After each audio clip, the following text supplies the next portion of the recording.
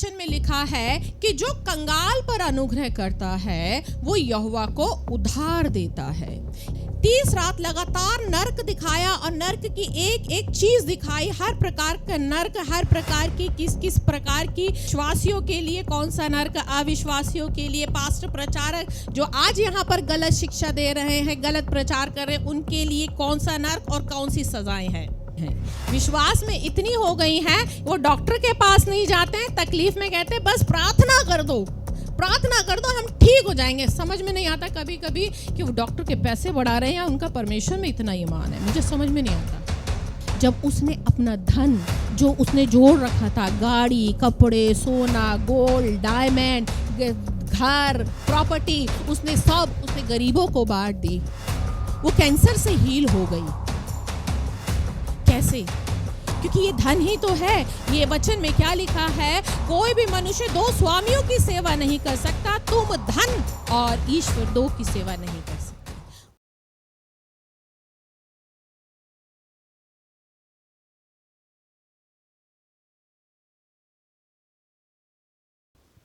Hallelujah. प्रभु का धन्यवाद करते हैं आज के सुंदर समय के लिए जो प्रभु के अनुग्रह के द्वारा मिला है। आज जो मेरा वचन है वो धन पर है। किस पर है?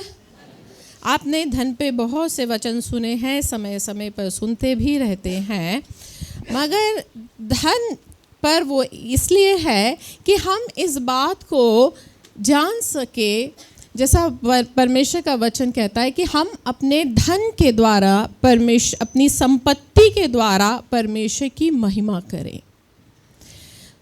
अपनी संपत्ति से अगर जब परमेश्वर की महिमा करने की बात आती है तो आज हमारी जितनी भी मॉडर्न कलीसिया 2025 की कलीसिया, मैं सिर्फ अपनी कलीसिया की बात नहीं कहूँगी, तमाम विश्व लगा लो आप, विश्व की कलीसिया में यही सिखाया जाता है कि धन जो है, परमेश्वर धन नहीं मांगता, और जो प्रचारक धन पर बोल रहा है वो गलत बोल रहा है।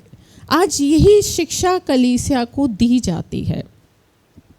मैंने ऐसे बहुत से पास्टर प्रचारकों के वचन सुने हैं जो ये कहते हैं कि परमेश्वर धन नहीं मांगता है, और जो प्रचारक धन मांग रहा है वो लालची है, वो परमेश्वर का जन नहीं है। अफसोस की बात यह है कि कलीसिया भी ऐसे पास्टर प्रचारकों के बहकावे में आती है, और उन्हें वो पास्टर प्रचारक उनके लिए वो हीरो बन जाते हैं। वो इसलिए क्योंकि कलीसिया को वो अच्छा लगता है, उनका तो पैसा बच रहा है, कलीसिया का अच्छा नहीं मांगता प्रभु, हमारा तो पैसा बच रहा है, इसलिए उन्हें यही वचन भाता है, वो यही वचन सुनते हैं कि भैया परमेश्वर दशमांश नहीं मांगता, परमेश्वर तो आपका पैसा नहीं मांगता, आपको जो देना है आप गरीबों को दो। एक ऐसी गलत शिक्षा वचन में प्रभु ने कहा है, मेरे ज्ञान के ना होने से मेरी प्रजा नाश हो रही है। आज मसीह की कलीसिया, अधिकतर मसीह लोग कर्जे में है और स्ट्रगल करते हैं फाइनेंस के लिए। वो कमाते हैं, उनका पैसा नहीं रुकता, वो कर्जे में जीवन बिताते हैं। वो इसलिए क्योंकि उनका खुद का मन ऐसी शिक्षा की ओर लग चुका होता है जहाँ पर उनको ये सिखाया जाता है कि परमेश्वर धन नहीं मांगता। उन्होंने खुद तो कभी उठा के बाइबल पढ़ी नहीं होती है, बस किसी ना किसी अपने मन अनुसार प्रचारक चुन लेते हैं जो उनके मन के अनुसार बोलते हैं, और वो उसी को सुनते हैं और उसी को फॉलो करते हैं। जैसा जब हम परमेश्वर के वचन में पढ़ते हैं, आप सब जानते हैं, आप जितने भी लोग यहाँ पर बैठे हैं, आप पुराने लोग हैं और आपने परमेश्वर के वचन में कई बार इस चीज़ को सुना है। आप जानते हैं कि परमेश्वर के वचन में लिखा है 10वां अंश के बारे में। आप में से बहुत से लोग देते हैं और हो सकता है कुछ ना भी देते हो, मगर जब 10वां अंश की बारी आती है, वचन में लिखा है ऐसे हैं जो यथार्थ से कम देते हैं तो भी उनकी घटती होती है, और ऐसे भी हैं जो छितरा देते हैं तो भी उनकी बढ़ती होती है। तो जो यथार्थ माने ठहराया हुआ, जो परमेश्वर की ओर से ठहराया हुआ है, और वो ठहराया हुआ है आपकी कमाई का दसमांश। यानी परमेश्वर ने ये नियम बनाया था इज़राइलियों के लिए कि जब आप कमाओ, आप खेती करो, आप जो भी करो, उसका 10वां अंश दो। 10वां अंश हम सब देते हैं, और कई बार मसीह लोगों के जीवन में 10वां अंश के बाद भी कर्ज बना रहता है। वो कर्जे में है, वो फाइनेंशियली स्ट्रगल कर रहे हैं। मैंने इस चीज़ को कई बार प्रार्थना में रखा, इस चीज़ पर बड़ा मनन किया कि परमेश्वर, क्योंकि जब हम प्रचार में जाते हैं, बहुत से लोग हमारे सामने अपनी कर्जे के लिए, अपने धन की समस्याओं के लिए और अपनी समस्याओं को रखते हैं। और जब मैं इस चीज़ को प्रार्थना में परमेश्वर के सामने सोच रही थी, तब परमेश्वर ने जो मुझे सिखाया है वो मैं आज आपको सिखा रही हूँ कि मात्र 10वां अंश, बहुत से हैं जो 10वां अंश देते हैं, ये है वो ठहराया हुआ जो आप देते हैं। और जब एक व्यक्ति 10वां अंश नहीं देता तो वचन के अनुसार, जैसा मलाकी बोलता है कि उस पर भारी श्राप आया है। जब आप 10वां अंश देते हैं तब परमेश्वर आपको आशीषित करता है। और आज हम सब जिस लेवल पे हम हैं उस लेवल से ऊंचा उठना चाहते हैं, फाइनेंशियली ऊंचा उठना चाहते हैं कि प्रभु मुझे फाइनेंशियली उठाए। और 10वां अंश देने के बाद में हम बिल्कुल संतुष्ट हो जाते हैं, हम 10वां अंश दे रहे, अब तो प्रभु मुझे बढ़ाएगा, अब तो मुझे आशीषित करेगा ही करेगा। मगर याद रखिए, परमेश्वर ने बाइबल में कुछ ऐसे, बाइबल में जब हम जाते हैं तो ऐसी भेंटें बताई हैं जहां आज बहुत सी कलीसियाएं जो हैं कंजूसी करती है। क्यों? क्योंकि उनको सिखाया ही यही जा रहा है कि 10वां अंश नहीं देना, और जब 10वां अंश नहीं देते तो डाउनफॉल होता है। जो लेवल होता है ना, 10वां अंश ना देने से आप लेवल से भी नीचे जाते हैं, आप कर्जे में जाएंगे, नुकसान में जा रहे हैं आप। मगर 10वां अंश आपको लेवल में बना कर रखता है। मगर आने वाले ये जो मैं आपको बताने जा रही हूँ, ये आपको ऊंचा उठाएंगे, आपके फाइनेंशियल स्तर को बढ़ा देंगे। मेरे पास वो नहीं है, बोर्ड नहीं है, नहीं तो मैं आपको बोर्ड में बना के दिखाती ग्राफ से कि कैसे इन भेंटों से आपका स्तर जो है फाइनेंशियली बढ़ेगा। क्यों? प्रचारक लोग क्या बोलते हैं, आपको 10वां अंश नहीं देना। मेरी कलीसिया में, मेरे यहाँ पर कलीसिया में एक बहन आती थी, बहुत साल आई, मेरी प्रार्थना में भी आती थी, कई साल आई, लगभग 15-18 साल कुंवारी थी, वो आती थी, शादी हो गई, शादी के बाद भी आती रही। मगर एक समय पर उस जहाँ वो रहती है उसे वहीं पर कोई संगति मिली, वो वहाँ जाने लग गई।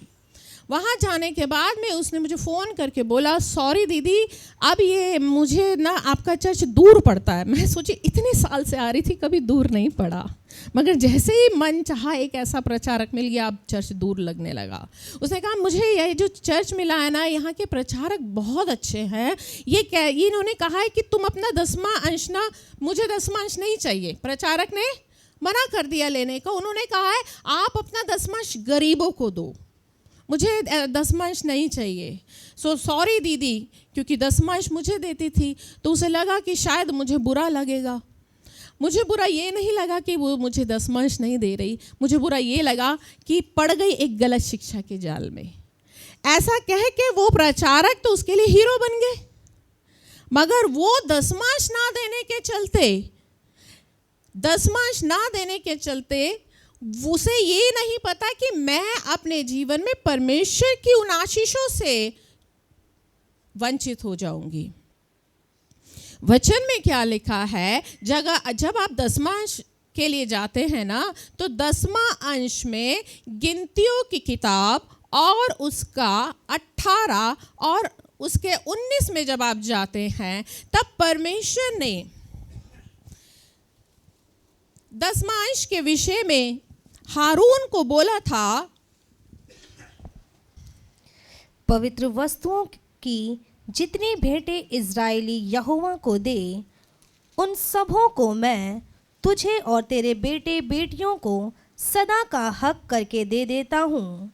यह तो तेरे और तेरे वंश के लिए यहोवा की सदा के लिए नमक की अटल वाचा है। हाँ जी, यहाँ पर परमेश्वर ने बोला है 10वां अंश याजक को देना नमक की अटल वाचा है। अब आप सोचिए, जब 10वां अंश याजक को देना परमेश्वर ने नमक की अटल वाचा ठहरा दी है। अटल वाचा मतलब जो कभी कभी नहीं टल सकती। मगर आज के पास्टर प्रचारक लोग हीरो बनने के लिए परमेश्वर की इस अटल वाचा को ही बदल रहे हैं और कलीसिया को ऐसी गलत शिक्षा की तरफ डाल देते हैं जहां कलीसिया को भी नहीं पता। यहीं पर अगर आप 18 का 24 आप पढ़ेंगे तो परमेश्वर ने क्या बोला है? क्योंकि इज़राइली जो दशवांश यहोवा को उठाई हुई भेंट करके देंगे, उसे मैं लेवियों को निज भाग करके देता हूँ। इसीलिए मैंने उनके विषय में कहा है कि इज़राइलियों के बीच कोई भाग उनको ना मिले। हाँ, परमेश्वर ने 10वां अंश किसके लिए ठहराया था? लेवियों के लिए। और ये परमेश्वर की अटल वाचा है। सोचिए, जब 10वां अंश लेवियों को, याजकों को देना नमक की अटल वाचा है, तो ये पास्टर प्रचारक कैसे कह सकते हैं कि अपना 10वां अंश आप गरीबों को दो? कैसे कह सकते हैं? क्या परमेश्वर को गरीबों की चिंता नहीं है? परमेश्वर को गरीबों की भी चिंता है। पुराने नियम में परमेश्वर ने क्या बोला था? पुराना नियम अगर आप पढ़ेंगे, लय व्यवस्था उसका 19 और उसका 9 और उसका 10। फिर जब तुम अपने देश के खेत काटो, तब अपने खेत के कोने कोने तक पूरा ना काटना, और काटे हुए खेत की गिरी पड़ी बालों को ना चुनना, और अपनी दाख की बारी का दाना दाना ना तोड़ लेना, और अपनी दाख की बारी के झड़े हुए अंगूरों को ना बटोरना। उन्हें दीन और परदेशी लोगों के लिए छोड़ देना। मैं तुम्हारा परमेश्वर यहोवा हूँ। ये व्यवस्था विवरण 24 का भी पढ़े एक बार, 24 उसका 19-21। जब तू अपने पके खेत को काटे और एक पूला खेत में भूल से छूट जाए, तो उसे लेने को फिर ना लौट जाना। वह परदेसी, अनाथ और विधवा के लिए पड़ा रहे, इसीलिए कि परमेश्वर यहोवा तेरे सब कामों में तुझको आशीष दे।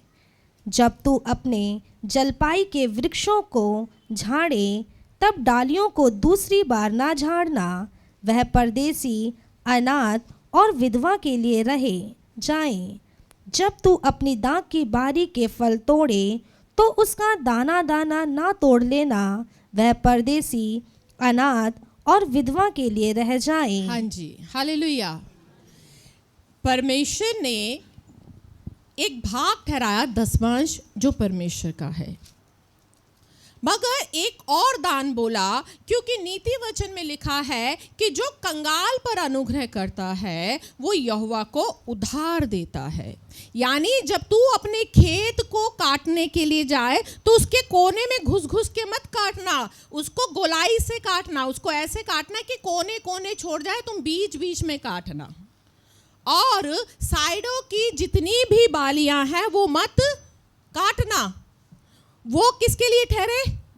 गरीबों के लिए। और जब तुम पूले उठाने जाओ और उठाते समय तुम्हारे हाथ से कुछ गिर जाए तो उसको मत उठाना। वो किसके लिए है?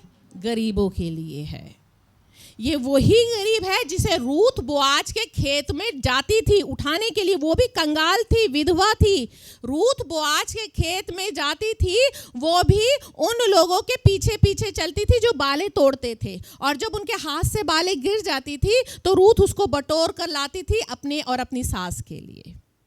यानी तुम खेत को जब बीच में से काटोगे, इसका दसमांश देना, साइडें छोड़ देना। इसका मतलब अपनी कमाई का एक भाग जो तुम कमा रहे हो, तुम 50,000 रुपया कमा रहे हो, तुम 1,00,000 रुपया कमा रहे हो, तुम उसमें से दसमांश निकालना और फिर उसमें से एक भाग तुम निकालना गरीबों के लिए। यहां तो प्रभु ने कहीं नहीं लिखा, पूरी बाइबल में मैंने पढ़ा नहीं कि कहीं भी ऐसा लिखा हो कि अपना दसमांश से गरीबों की मदद करना। मगर आज कलीसिया को यह सिखाया जाता है, दसवां अंश गरीबों को दे दो।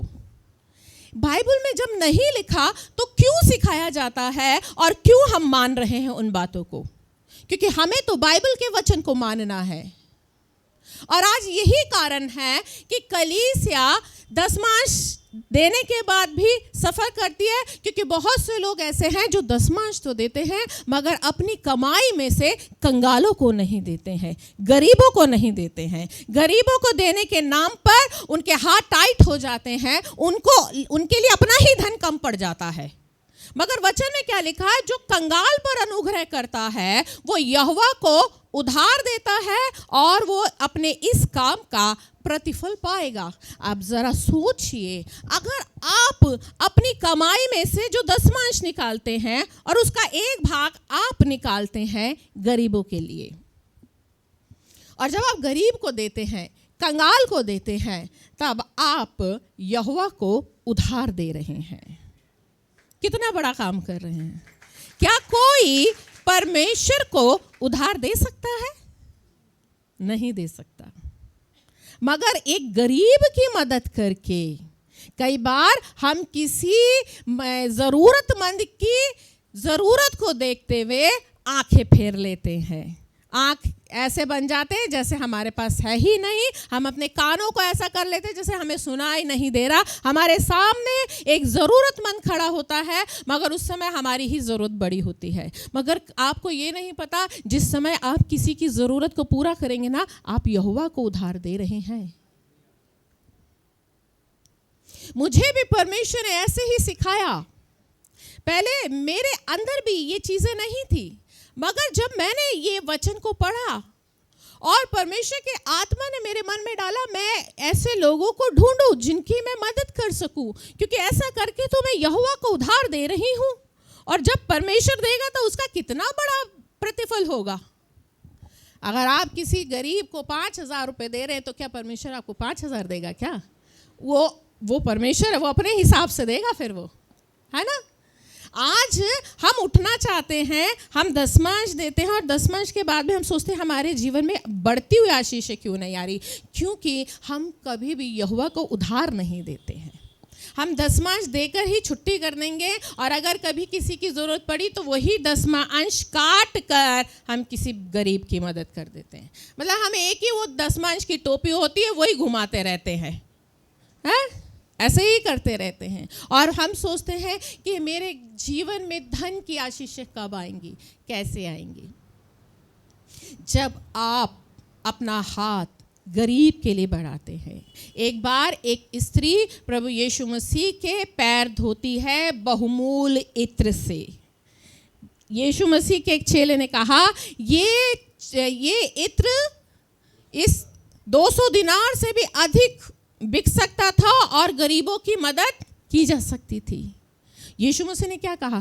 कंगाल तो तुम्हारे साथ सदा रहेंगे, कंगाल तो तुम्हारे साथ सदा रहेंगे। आप सोचिए, उस औरत ने यीशु मसीह की महिमा करी, यीशु मसीह का आदर किया, मगर यीशु मसीह ने उस समय, अगर प्रभु यीशु मसीह को भी तो कंगालों की चिंता है, तभी तो प्रभु यीशु मसीह ने ये भाग ठहराया कि जब तुम खेती करने जाओ तो अपना पूरा कोने कोने तक मत भाग लेना, काट लेना। आज आप में से कितने लोग हैं जब आप जाते हैं तो पूरा ही बटोर कर लाते हैं और पूरे बटोर कर सिर्फ 10वांश निकालते हैं। क्या आपको अपने जीवन में किसी गरीब की मदद के लिए आप अपना हाथ बढ़ाते हैं?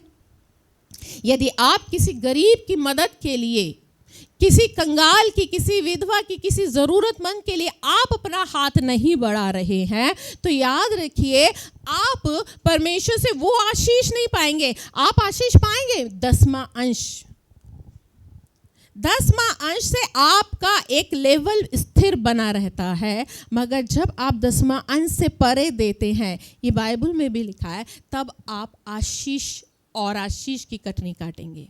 तब आप अपने लेवल को बढ़ाते हैं, तब आप, परमेश्वर आपके फाइनेंशियल स्टेटस को बढ़ाएगा। आप थोड़ा कमाएंगे मगर उस कमाई में भी परमेश्वर आपको बहुतायत की आशीष देगा। हालेलुया। आज बड़े दुख की बात है कि लोगों को ऐसा ही प्रचार अच्छा लगता है कि जहाँ पर उनको ऐसा सुनने को मिले कि अरे प्रभु आपका ना धन नहीं मांगता। उन्हें ऐसे प्रचारक बहुत अच्छे लगते हैं और ऐसे प्रचारक करके ना बड़ा ही कलीसिया को भटका रहे हैं। हालेलुया। दूसरा आता है, हम अपने धन से कैसे प्रभु की महिमा करें। आप निकाल सकते हैं जब आप परमेश्वर के भवन में आते हैं और आप परमेश्वर के भवन के लिए देते हैं। व्यवस्था विवरण में यहाँ पर लिखा है 16 और उसका 16-17। वर्ष के 3 बार अर्थात अख़मीरी रोटी के पर्व और सप्ताहों के पर्व और झोंपड़ियों के पर्व, इन तीनों पर्वों में तुम्हारे सब पुरुष अपने परमेश्वर यहोवा के सामने उस स्थान में जो वह चुन लेगा जाए, और देखो छूछे हाथ यहोवा के सामने कोई ना जाए। सब पुरुष अपनी अपनी पूंजी और उस आशीष के अनुसार जो तेरे परमेश्वर यहोवा ने तुझे दी हो दिया करें। हालेलुया। यहाँ लिखा वर्ष में 3 बार।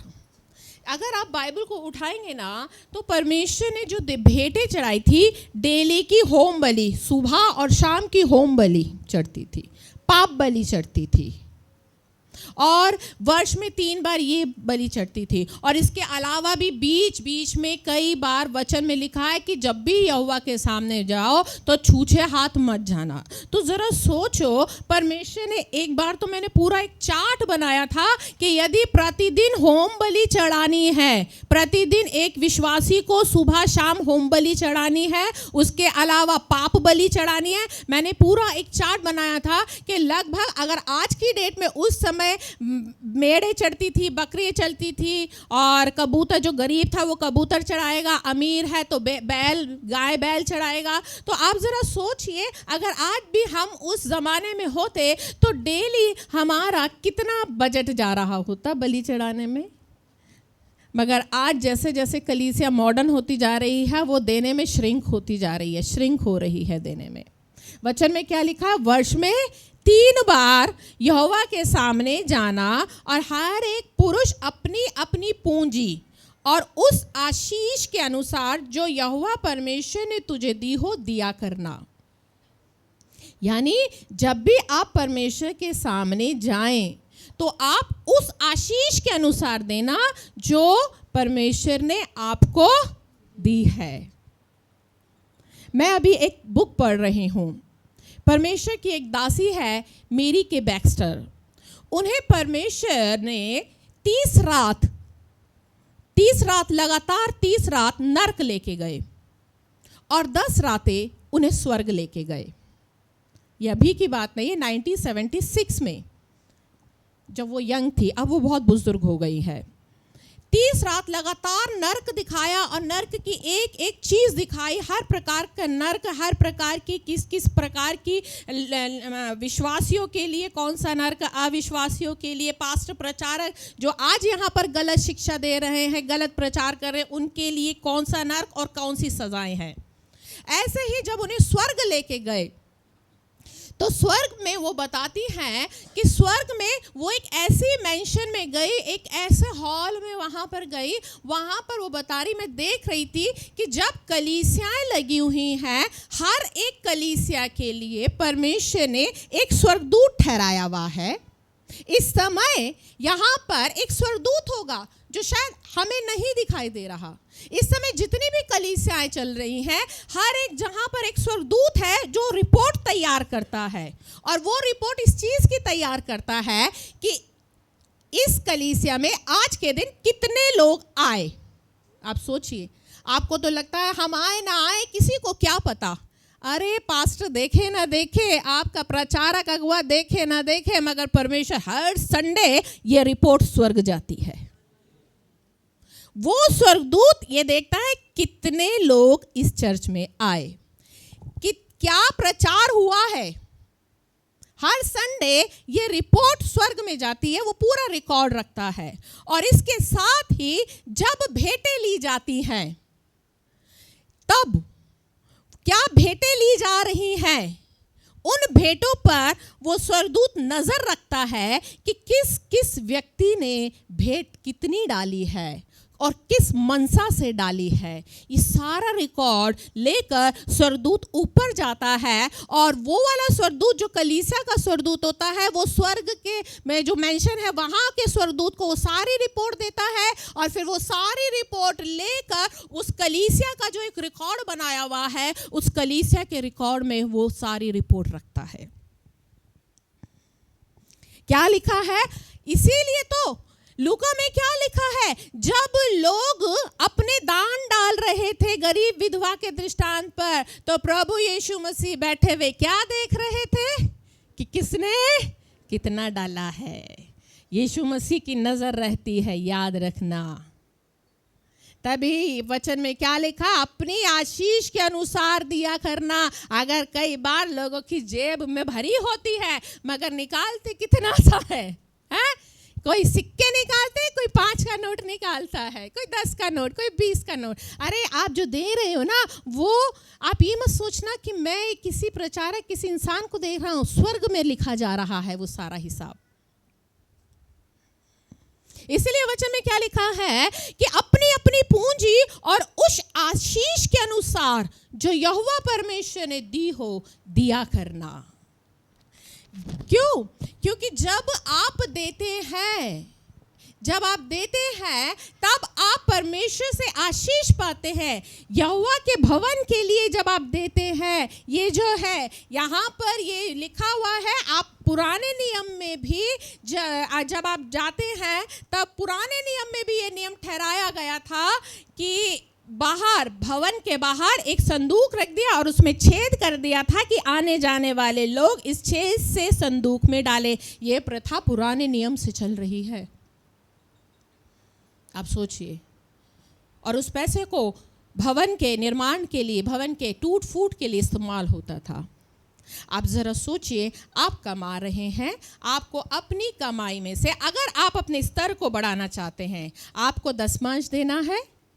10वां अंश के अलावा आपको एक भाग निकालना है गरीबों के लिए। अगर आप अपने फाइनेंशियल स्तर को बढ़ाना चाहते हैं, आप चाहते हैं कि प्रभु मुझे दे, अगर आप इसी चीज़ से खुश है, बस मेरी रोटी पानी चल रही है, बस आपकी दसमांश से रोटी पानी चलेगी, श्राप नहीं आएगा, क्योंकि दसमांश ना देने से श्राप आता है। दसमांश ना देने से आप श्रापों से मुक्ति पाएंगे। मगर अगर आप बढ़ाना चाहते हैं अपने स्तर को, आपको अपना देने का स्तर बढ़ाना पड़ेगा, आपको गरीबों को देना पड़ेगा। और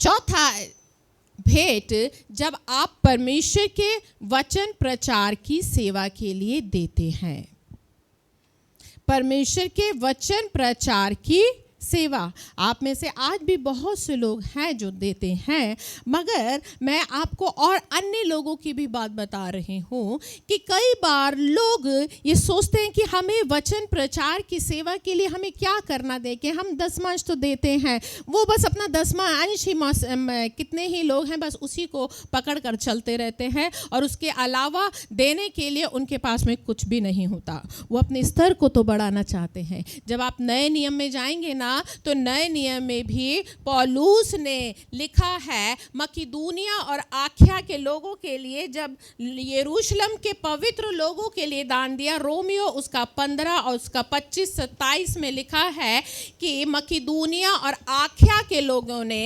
यरूशलेम के पवित्र लोगों के लिए चंदा दिया। यानी जब आप पवित्र लोग, यानी वो लोग जो आज मसीह में हैं, मसीह में वो सेवा कर रहे हैं या मसीह में कहीं वो किसी चीज़ से सफ़र कर रहे हैं, आपको आज से अपने धन में से इन चीज़ों को यदि आप निकालेंगे तो आप अपने जीवन में एक बढ़ोतरी को देखेंगे। और दूसरा कुरिन्थियों में उसका 8 और उसका 14 में क्या लिखा है? परंतु बारी बारी के विचार से, बराबरी के विचार से, बराबरी के विचार से इस समय तुम्हारी बढ़ती उन घटी में काम आए ताकि उनकी बढ़ती भी तुम्हारी घटी में काम आए। हाँ, यहाँ पर बराबरी के विचार से इस समय तुम्हारी बढ़ती उनकी घटी में काम आए। यानी वो लोग, वो मसीह लोग जो आज परमेश्वर की सेवा कर रहे हैं, मसीह में सफ़र कर रहे हैं और उन्हें धन की ज़रूरत है, उनकी आज उनकी घटी का समय है और तुम्हारी बढ़ती है, तुम्हारे पास धन है, समय है कि तुम्हारी बढ़ती उनकी घटी में काम आए ताकि उनकी बढ़ती भी तुम्हारी घटी में काम आए, कि बराबरी हो जाए। यानी जब वो बढ़ेंगे, जब उनका स्तर बढ़ेगा, उनका आत्मिक स्तर, उनकी सेवा बढ़ेगी, तब तुम्हारी घटी, यानी तुम जब बीमारी में होगे, तब तुम तकलीफ में होगे, फाइनेंशियली होगे, तब उनके जीवन से निकलने वाली आशीष, जब वो आशीषित होंगे, तब परमेश्वर तुम्हारे जीवन को भी आशीषित करेगा। पौलुस 8 में क्या बोलता है? 8 के 7 में, इसीलिए जैसे तुम हर एक बात में अर्थात विश्वास, वचन, ज्ञान और सब प्रकार के यत्न में और उस प्रेम में जो हम सब से रखते हैं बढ़ते जाते हो, वैसे ही दान के काम में भी बढ़ते जाओ। हालेलुया। पौलुस क्या कह रहा है? जैसे तुम विश्वास में बढ़ रहे हो, वचन में बढ़ रहे हो, ज्ञान में बढ़ रहे हो, हर प्रकार से बढ़ रहे हो, वैसे ही दान में भी बढ़ते जाओ। अफसोस 2025 की कलीसियाएं आज ऐसी हो गई हैं कि वो सुकुड़ती जा रही है, देने में सुकुड़ रही है, विश्वास में इतनी हो गई हैं कि आज वो पास्टर प्रचारक को ही सारा ज्ञान सिखा सकती हैं। विश्वास में इतनी हो गई हैं, वो डॉक्टर के पास नहीं जाते हैं, तकलीफ में कहते हैं बस प्रार्थना कर दो, प्रार्थना कर दो, हम ठीक हो जाएंगे। समझ में नहीं आता कभी कभी कि वो डॉक्टर के पैसे बढ़ा रहे हैं या उनका परमेश्वर में इतना ईमान है। मुझे समझ में नहीं आता कि इतने हैं, डॉक्टर पे नहीं जाते, डॉक्टर का पैसा बचा लेंगे मगर परमेश्वर की बाट जोते रहेंगे। विश्वास में वो इतने बढ़ गए हैं, मगर जब देने की बात आती है तब देने में दादी नानी सब याद आ जाती है, उनको उनके पूरे घर के खर्चे याद आ जाते हैं। आज कलीसिया देने में नहीं बढ़ रही। पौलुस क्या कह रहा है? जैसे हर चीज़ में बढ़ रहे हो, आज हम देने में नहीं बढ़ रहे हैं। जक्कई एक कर लेने वाला व्यक्ति था, पापी व्यक्ति था। आपको पता है, जब उसने अपना सारा, लिखा है कि सारा धन दे दिया, उसने कहा मैं अपना आधा धन कंगालों को बांट देता हूँ, और किसी का अन्याय से लिया है तो उसे मैं चौगुना फेर देता हूँ। वचन में लिखा है, यीशु मसीह ने क्या कहा? आज इस घर में उद्धार आया है। यानी धन जो है ना, वो आपके जीवन में उद्धार को भी रोक देता है, आपकी आशीषों को भी रोक देता है। आपकी चंगाई को रोक देता है। मैं अभी गवाही पढ़ रही थी गूगल में, एक बहन की गवाही जिसे कैंसर हो गया था, और आप जानते हैं कैंसर का कोई इलाज नहीं। वो यहाँ की नहीं, फॉरेन की है। उसने अपनी गवाही में बताया वो अच्छी लेडी थी, मतलब फाइनेंशियली अच्छी थी। उसने उसके पास में प्रॉपर्टी थी, अच्छा उसके पास में सब कुछ था, गोल्ड था, गाड़ी थी, धन शौहरत सब कुछ था। जब कैंसर हुआ और उसको कैंसर से उसे कोई इलाज, कोई फर्क नहीं आया, उसने भी जक्कई का यही दृष्टांत पढ़ा। उसने जो धन उसने जमा किया था उसने सब प्रभु को दे दिया, जक्कई के समान। उसने अपना सारा धन गरीबों को बांट दिया, परमेश्वर की सेवा के लिए दे दिया कि प्रभु मैं सारा धन अपना सबको देती हूँ। वचन उसने अपनी गवाही में बताया, उसका कैंसर ठीक हो गया। कैंसर जिसका कोई इलाज नहीं है, लाइलाज बीमारी। जब उसने अपना धन जो उसने जोड़ रखा था, गाड़ी, कपड़े, सोना, गोल्ड, डायमंड, घर, प्रॉपर्टी, उसने गरीबों को बांट दी। वो कैंसर से हील हो गई। कैसे? क्योंकि ये धन ही तो है। ये वचन में क्या लिखा है? कोई भी मनुष्य दो स्वामियों की सेवा नहीं कर सकता। तुम धन और ईश्वर दो की सेवा नहीं कर सकते। हाँ, धन का लालच सब प्रकार की बुराइयों की जड़ है। वो हमारे जीवन में कई बार चंगाई को भी रोक देता है। अगर आपको चंगाई चाहिए, आप जरा जक्कई के समान अपने मन को खोल दो, दे दो जो है। परमेश्वर आपकी जो भी बीमारी है ना, आपको उससे चंगाई दे देगा। उसने जक्कई के लिए कह दिया, आज इस घर में उद्धार आया है। जब उद्धार आ सकता है तो क्या चीज नहीं आ सकती। उद्धार भले ही हम पैसों से खरीद नहीं सकते हैं, मगर पैसों को लुटाकर हम खरीद सकते हैं। हालेलुया।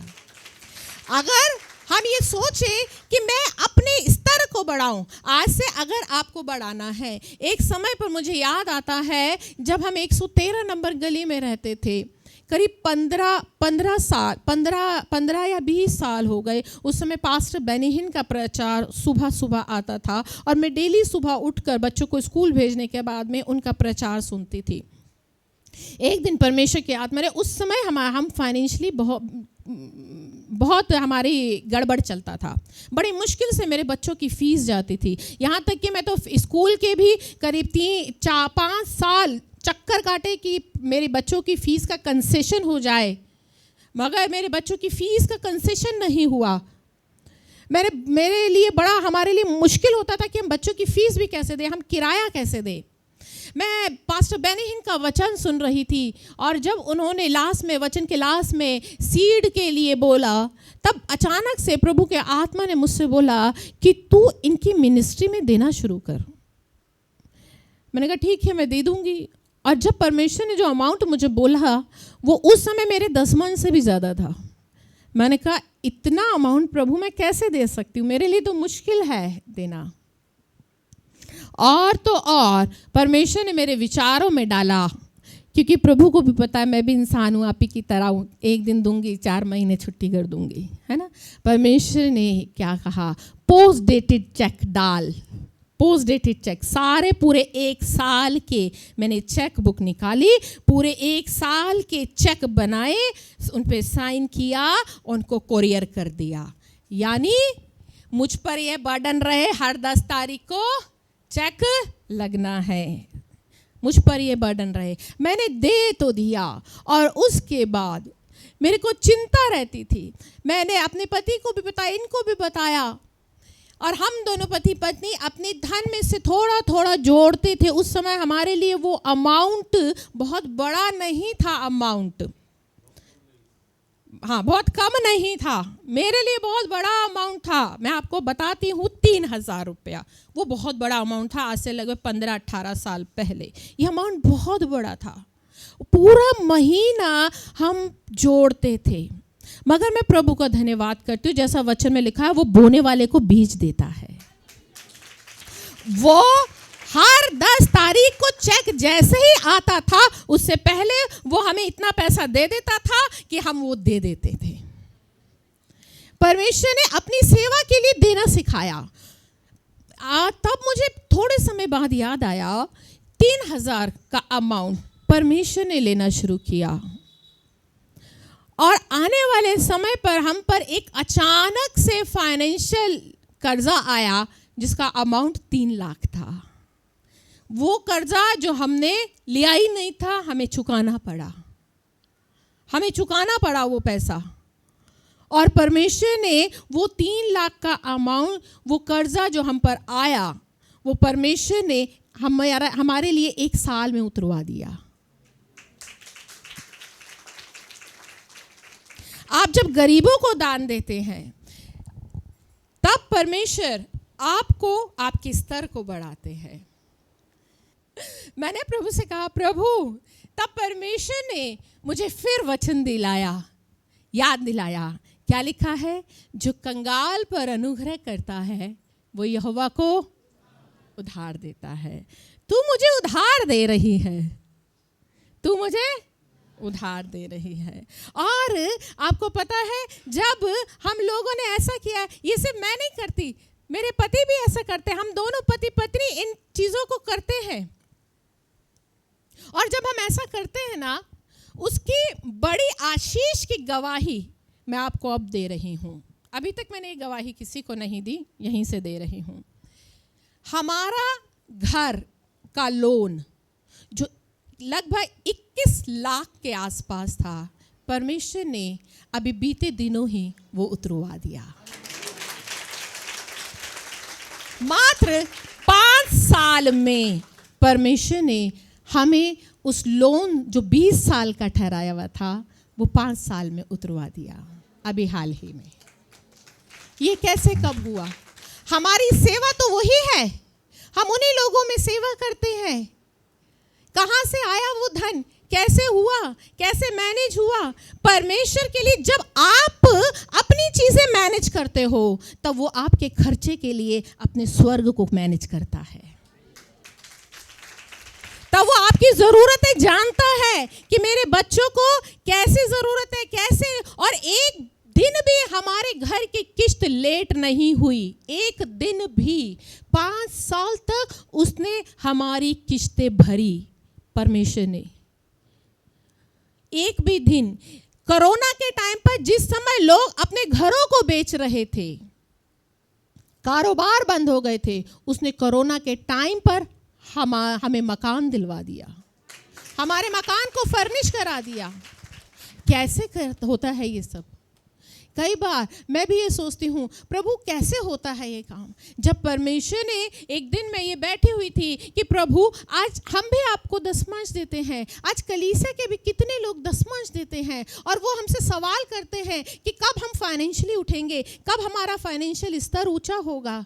आज क्यों कलीसिया के लोग भी जो हमें ही दशमांश देते हैं, प्रभु वो कर्जे में क्यों हैं, वो क्यों इतनी सफ़र करते हैं? तब परमेश्वर ने मुझे ये वचन दिया कि उन्हें सिखा कि वो सिर्फ दशमांश तक सीमित ना रहें, वो गरीबों को दें। क्योंकि जब वो गरीबों को देंगे ना, अपनी कमाई का एक भाग गरीबों के लिए निकालेंगे, तब मैं उनके खर्चों को पूरा करूँगा। वो मेरे भवन के लिए दे, वो मेरे वचन प्रचार की सेवा के लिए दे।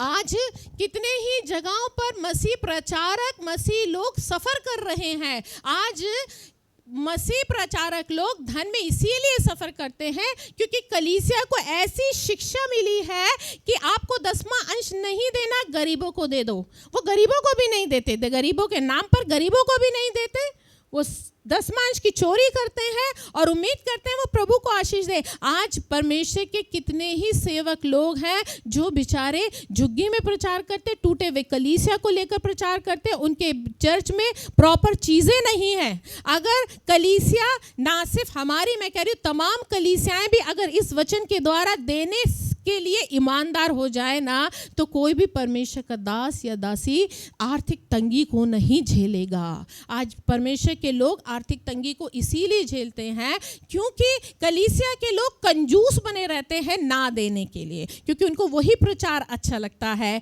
कि परमेश्वर धन नहीं मांगता। अरे अगर वचन पढ़ोगे ना तो जानोगे कि कब कब परमेश्वर ने कितनी कितनी भेंटें दी है। अगर आज आप देने में आते ना तो आपकी सारी कमाई तो उन बलियों में चली जाती, उन देने में चली जाती, आपके लिए बचता ही नहीं।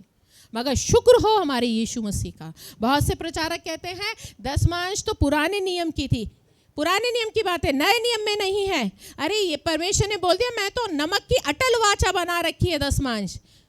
तो कोई भी पास्टर प्रचारक अपनी शिक्षा से उसे बदल कैसे सकता है? वो तो बदली ही नहीं जाएगी। हालेलुया। प्रभु आप सब लोगों को आशीष दे।